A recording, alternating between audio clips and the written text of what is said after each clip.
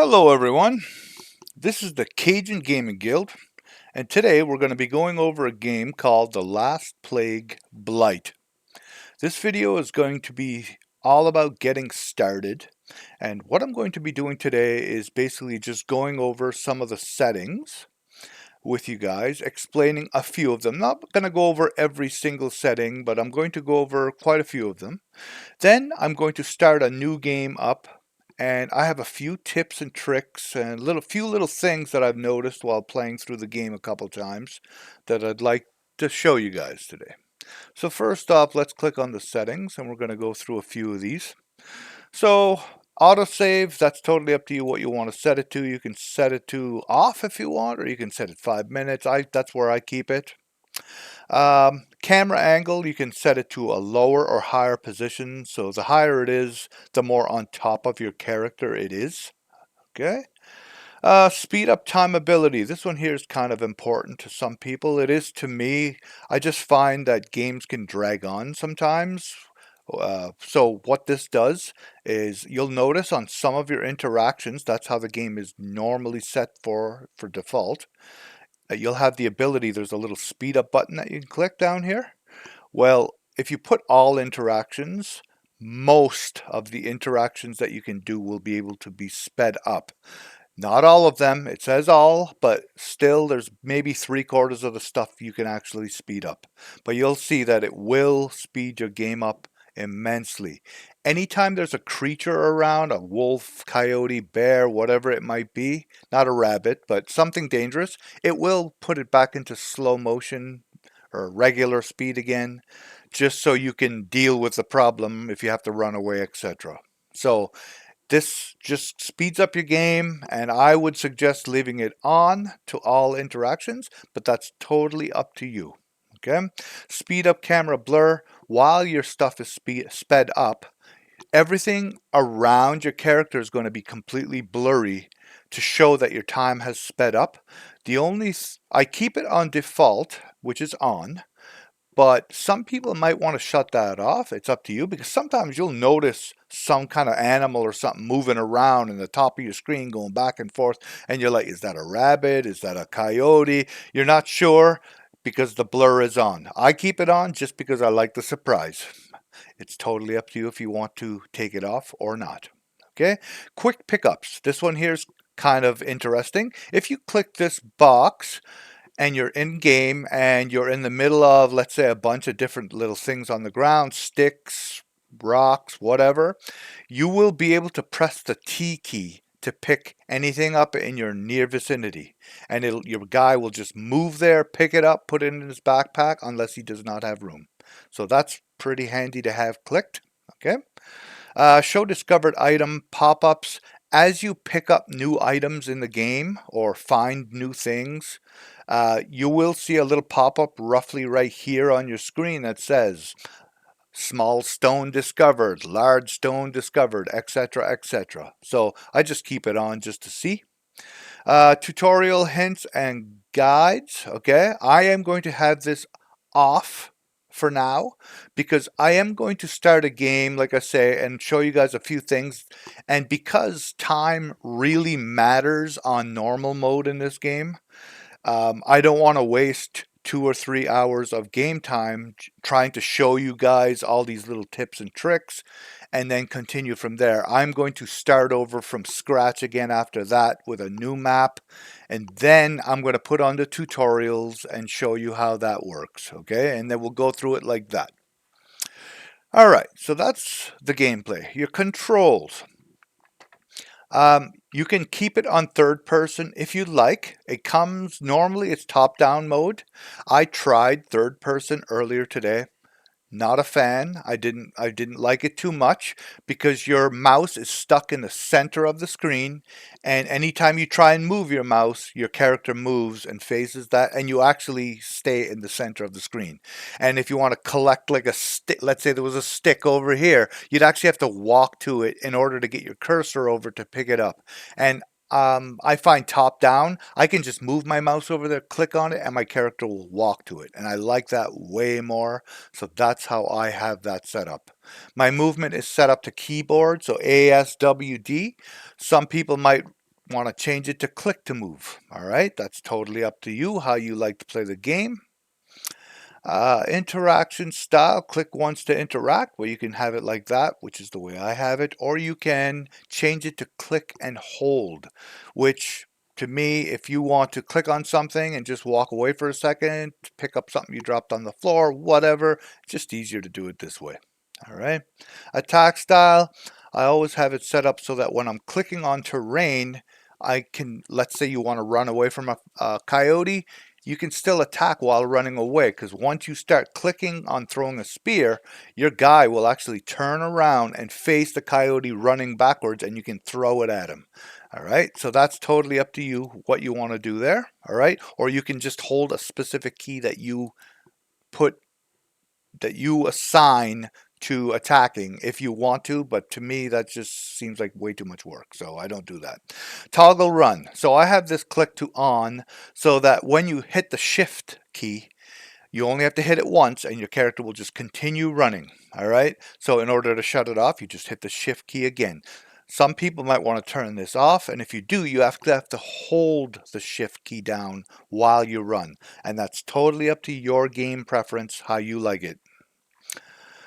Toggle to highlight nearby items. I have that clicked on. So again, if you hit the Alt key, any items in the area will appear on your screen. You'll be able to see the names of them and you'll be able to see where they're at, so it's easier to pick them up. I have it so that all I have to do is hit the Alt key once and they stay on. All right, up to you if you want to do that, or you can click it off and then you will have to hold the Alt key in order to see them. All right. Now, one thing I want to show you guys in the keyboard mapping before we start is I have changed my shift run key to E, because in the game, if you want to transfer all of your items, let's say you have a bunch of sticks in a stockpile and you want to transfer all of them to your backpack at once instead of dragging them all over one at a time or half at a time or however you do it, if you hold the shift button down and just click on the icon, all of them will go to your backpack immediately. The problem with that is, since that was your run key, when you go off of your stockpile and start moving, well, you're going to be walking again, and then you have to hit it again. Not that it's a big deal, but I found myself running away from an animal a couple times and walking because of that small issue. So what I've done is I've mapped my run key to the E key, and the E key used to be the climb over key, which is basically useless because your character climbs over anything automatically. But I just changed that to Y just in case, and I clicked my run is now my E key. So it's totally up to you how you want to set it up, but those are the changes that I made, and it's completely up to you how you want to play the game. All right, so one last thing, I just want to make sure, I thought maybe that's what happened. I have to apply that change. And now we are going to start just a quick game, and I'm going to show you a few tips and tricks that I've learned, some different things that people don't usually explain when I've watched a few of these Last Plague Blight videos, and I just want to make sure that people understand what they do. Okay, so we're going to start a new game, and we are going to put it on easy mode because it's not really going to matter. I'm going to restart it anyway. On easy mode, your hunger and thirst deplete way slower, and it does. It makes a difference. But the only thing that I have not really noticed, the animals, maybe for the first couple days, you'll see a couple coyotes, but you would anyway.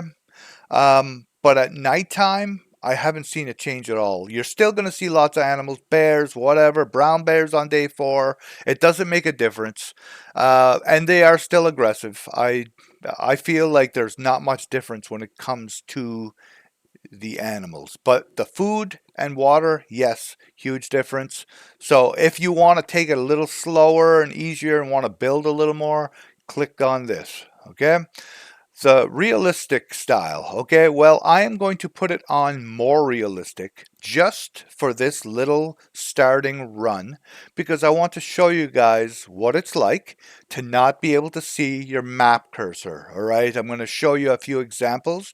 If you are not a person who is very spatially minded, you're not sure, you get lost easily, then you are going to want to play with the less realistic mode where you actually see your cursor on the map, you can see what direction you're pointing. It's easier to navigate the map on less realistic.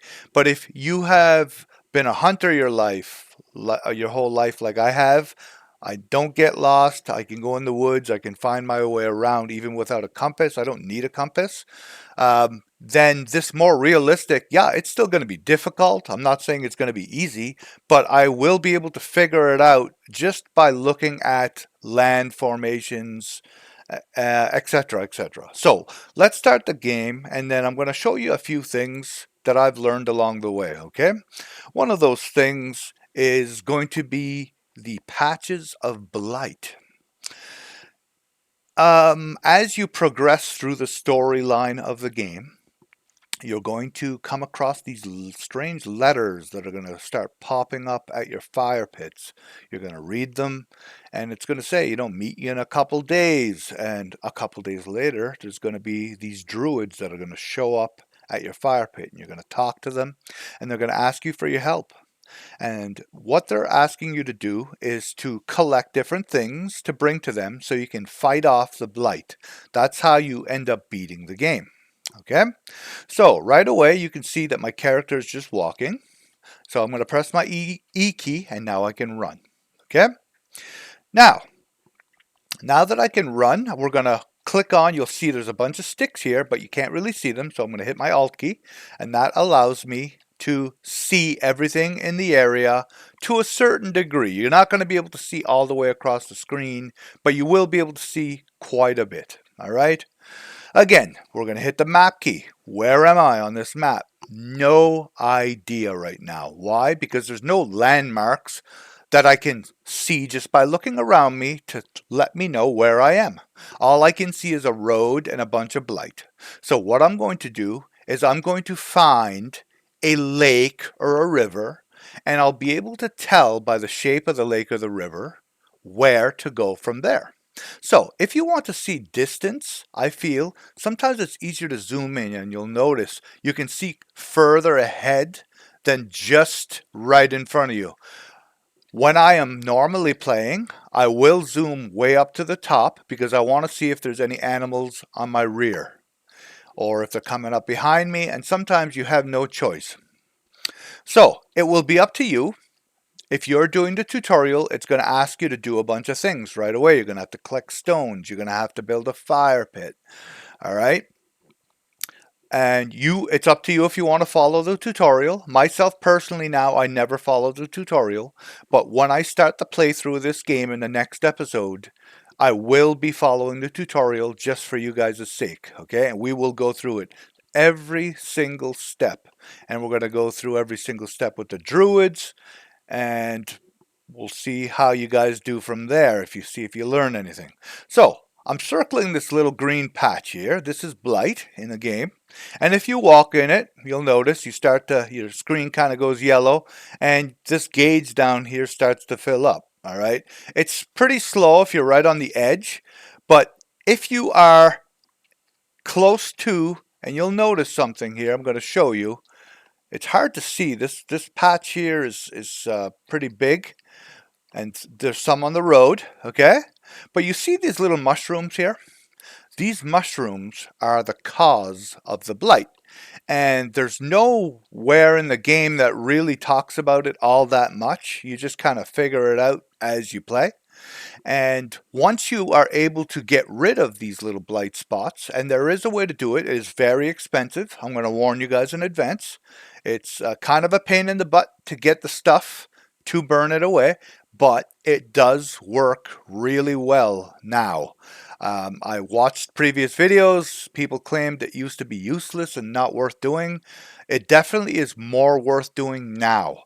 So what you'll do is you'll get these burn piles, and I'll probably show you guys that as we play, so I'm not going to go into too much detail about it today. But what you want to do is you want to kill off these mushrooms. The burn piles will burn in a radius around your character, okay, or circumference around your character. And what that's going to do is it's going to kill everything in that circle. And it'll start killing off these mushrooms. And as they die, the green smoke, the green fog, whatever you want to call it, will go away. And if you notice, right here in the middle, there's a gigantic patch of those mushrooms. That's the nucleus of this blight. You want to try and get to that first and kill that right away, so it stops the spread of this from being too quick, I should say. So what I would do, if you try and run out here in the middle of this and set a burn patch right here, well, you're going to die. You've seen how quick I gained blight just by doing that little bit. You'll want to start with a patch on the edge here that you can reach without actually stepping into it. And from that point, you light it up. It's going to make a bunch of this disappear. And then you're going to get a little closer. And you're going to set another patch closer to that nucleus. And once you've gotten rid of that, it will be a lot quicker to get rid of the entire patch. Now, all I have gotten rid of in one of my playthroughs, is a patch of roughly this size, roughly the size that we were just looking at, okay? And it took me, I'm going to say, 5 burn piles to get rid of the entire thing. And once I got rid of all the mushrooms, all that was left was a little bit of green cloud, and it lasts for, I don't know, a day after you get rid of the last mushroom. And you are able to actually walk through it at that point. You can walk through it, you will not take damage anymore, and you can sit there and dance for all you care. It does nothing to you once the mushrooms have been destroyed. Now, that's something I've never found in a forum or anything, but that is just information I'm giving to you guys. So once you've destroyed all the mushrooms in a blight patch, you can safely walk through the green cloud at that point, okay? So we're going to keep walking around here. One thing you're going to want to learn early off in the game is you're going to want to pick up a large stone and a small stone, okay? You can open your inventory. That's another thing I do want to go over is all the UI that you see on the screen. We're going to go over that as well. I'm just going to continually walk around until I find a body of water, and I see one over here. There's a lake, and that should give me a bearing on where I am on the map. All right, and I'm going to see if we can't figure that out and show you guys. All right. So, oh, there's a little rabbit trying to run away from me. I'm not going to hurt it, but normally you might want to hit that and eat it. So let's take a look at our map. So, a lake next to a road. All right. That could be a lot of different areas. Is there a river? I don't see one, but there could be one on the edge of this lake somewheres. So we're going to walk around the lake while I chat with you guys about the UI. So down here you have a tool belt basically. 1, 2, 3, and 4. So you can hold up to 4 tools. You start off with a steel hatchet. When I first played this game, I thought, I can make an axe? Cool, but I already have a steel axe, but it's not an axe, it's a hatchet. A smaller version of an axe. It's not as efficient as an axe, so once you are able to make a steel axe later, I would tell you to do that for sure. So you'll notice that I'm coming up here and, well, there's a coyote just sitting there waiting for me to walk up too close to it so it can eat me. So I'm just going to let him walk away and then I'll continue walking on my way. I didn't make a spear yet. You can fight with your axes, or you can make a sword later on. Swords are quite powerful. I would suggest making one late game. And you just hold down your left button, and like I say, wherever your mouse cursor is, your guy's just going to turn automatically, and let go of the button, it'll swing your weapon. All right.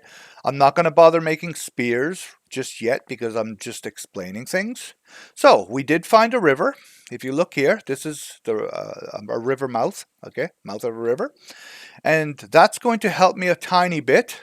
So I know that I was coming up on a road. I came to a lake that was right next to it. So this lake was way too far away.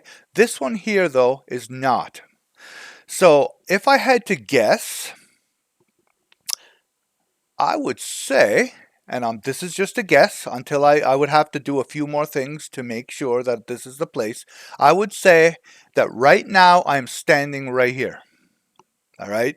Just taking a good wild guess, spatially thinking.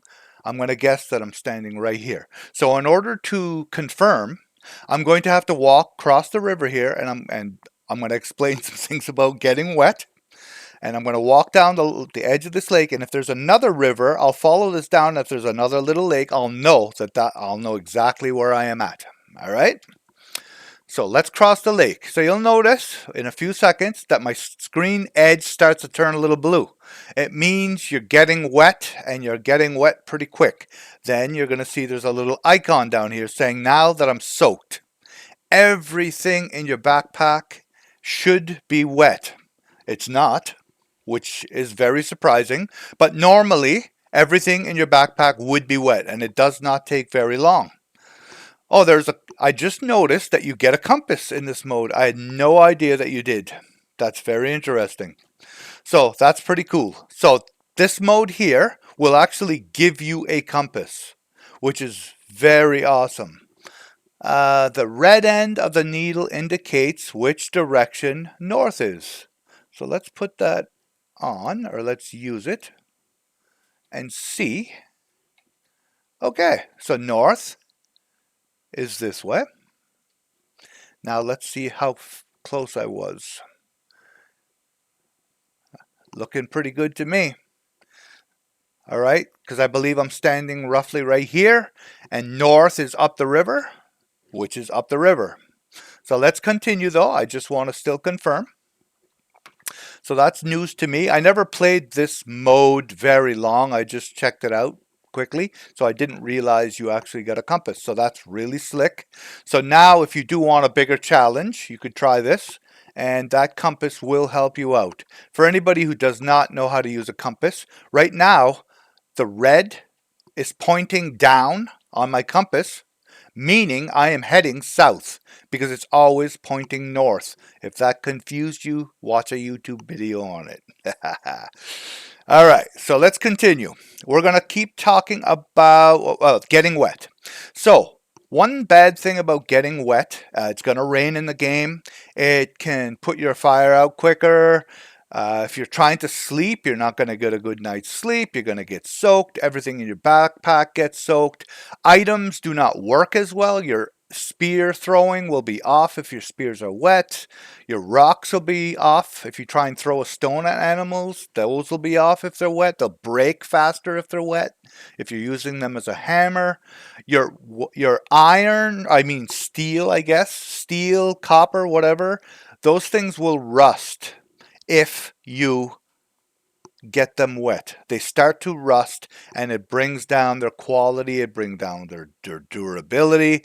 So you want to try and watch out for that. But in all honesty, I've done a few playthroughs now, and rust has not even been a thing on my radar, because you can sharpen your stuff, as you will see during the gameplay, and I'm going to teach you guys all of that and how to get a good grinding wheel pretty early in the game. That's one of the first things I work for, because an axe that's almost zero durability or zero quality is a nightmare. It's going to take you 5 times longer to cut down a tree, and that's not good for you, because you're going to lose energy, you're going to lose food, you're going to lose water. So you're way better off to keep your stuff sharp as long as you can. All right. And if you got to make a new one, you make a new one. So that's getting wet. All right. So try to avoid that if you can. But like I say, it's not the end of the world. I've seen myself jump into little rivers to escape a bear chasing me or escape a wolf chasing me, because they can be right on your rear and it's hard to get away from them. So my guess was correct. There is a little river here on the lake. So right now I am standing roughly here. Okay. And you'll see that the river bends up here. But it's not the same bend as you see here. So I am not correct in my assessment. This is not where we are standing. All right? Because if it was, this river would be going straight. It would be hanging a right. All right. And then there would be a pond, but this one does not do this. This one goes down a little bit. It hangs a right, but then it straightens out again and keeps going, and there is no lake right there. Yeah, right. So now we have to look on the map some more, which is fine. Let's see. Where else could we have been that time? Let's see. Okay, so home. I never noticed that this was marked on the map, but it is. So home is usually right where you spawn in, like not necessarily right on the X, because there's always going to be blight around the towns. So we were probably really, really close to this area right here. Okay. So if I'm looking at this now, we could have been, no, I wouldn't say we were there. Let me just look around some more here. Let's see what we can figure out.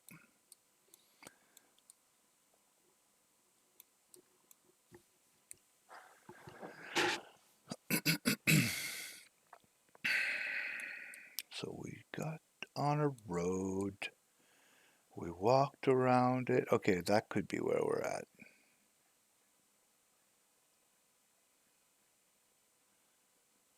No, that wouldn't make sense because of the compass.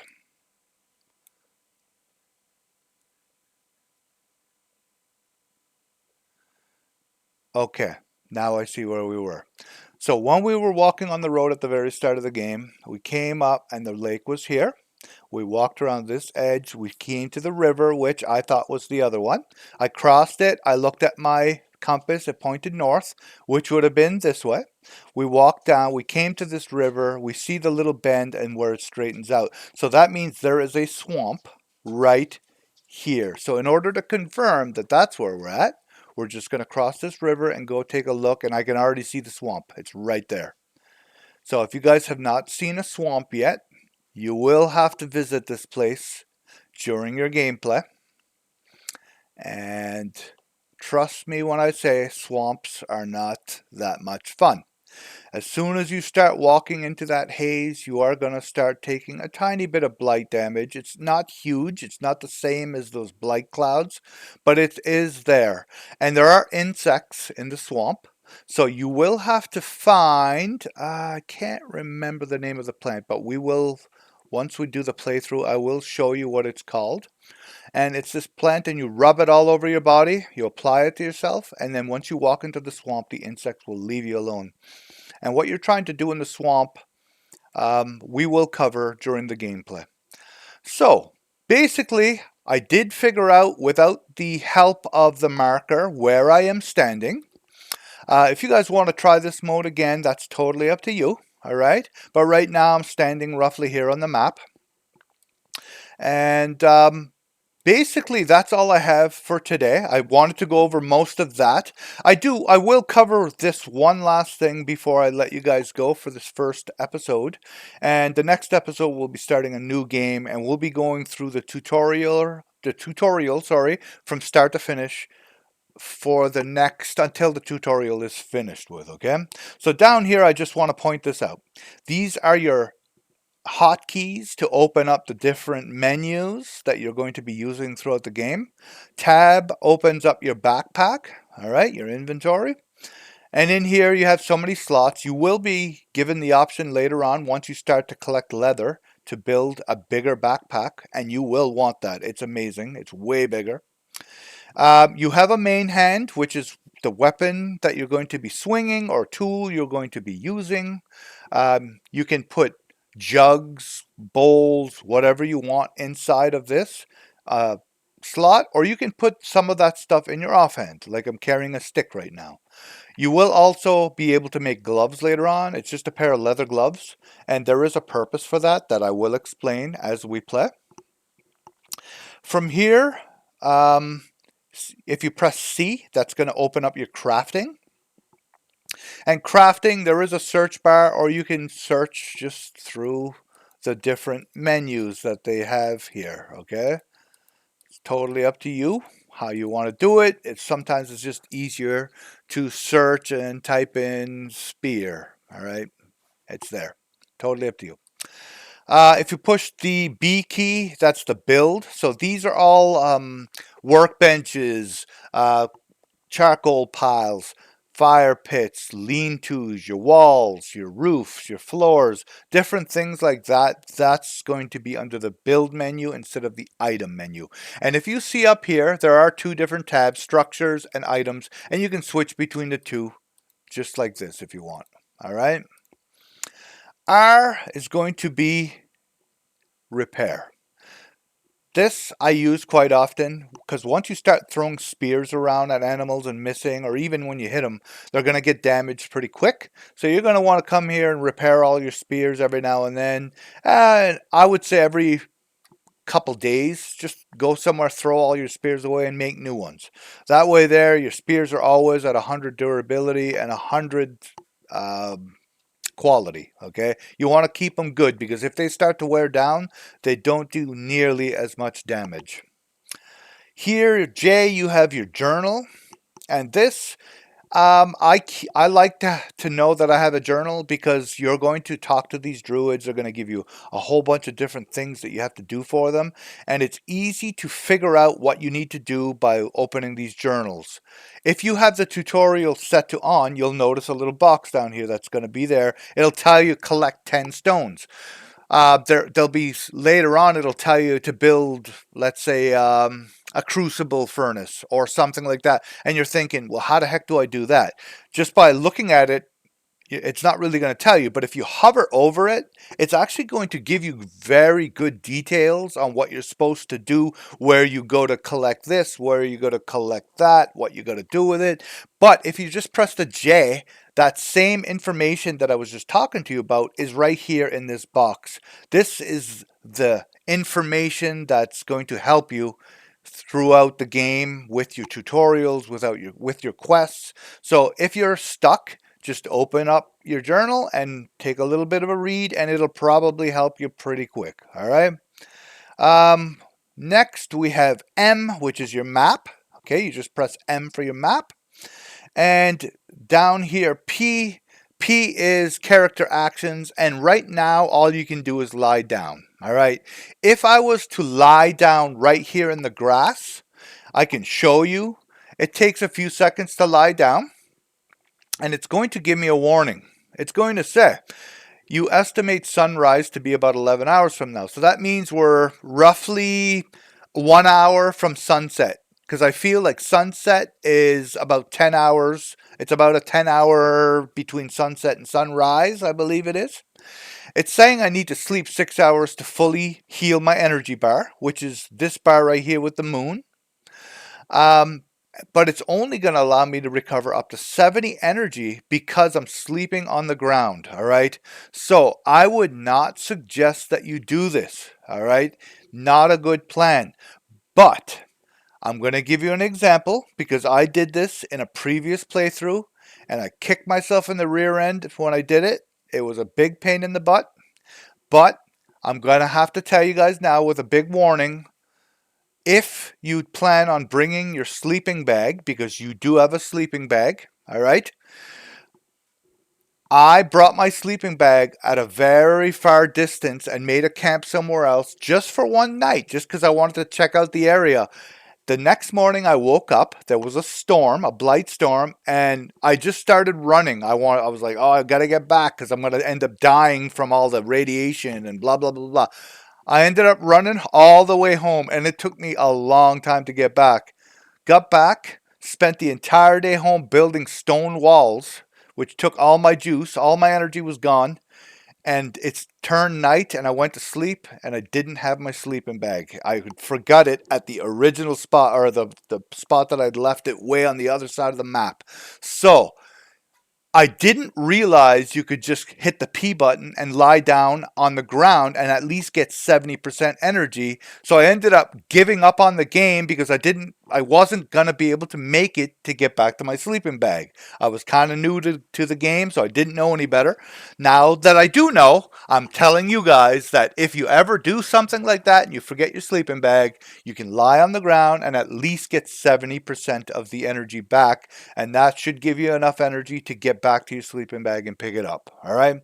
Now, one other thing I want to point out. If you go to sleep without a fire next to you, or you have a pretty good distance, animals are going to attack you during the night. 100% sure. All right. So you have to make sure that you not only have a fire, but that you have enough wood in your fire. Okay. Make sure that there's enough fuel in it to last longer than the amount of time you are going to sleep for. So I'm going to give you a rough estimate.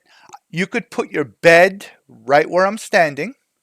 And right up here where this stone is could be the fire, and you would still be safe. The animals should not bother you from this distance. But are you going to have a house with a roof on it that's covering the rain that big? That's totally up to you. I usually do a 2x3 to start, and sometimes I'll extend it to a 3x3, which is like 9 squares. And you'll see what I mean once we start playing through. You'll notice here a big fat boar just came and lied down in the grass here next to me.